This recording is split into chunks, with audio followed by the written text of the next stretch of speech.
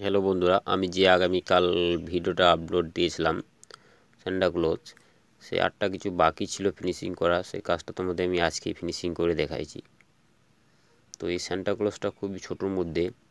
প্রথমে আমি জল মেরে নিয়েছি ফিচকিরি দিয়ে, তারপরে তুলি দিয়ে পুরোটা পরিষ্কার করছি।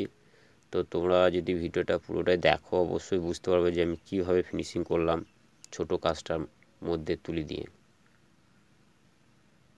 তো কিছু কিছু জায়গাগুলো আবার আমি কামকারি দিয়ে টেনে নিচ্ছি, যেগুলো ব্রাশ দিয়ে দাগগুলো চলে যায়।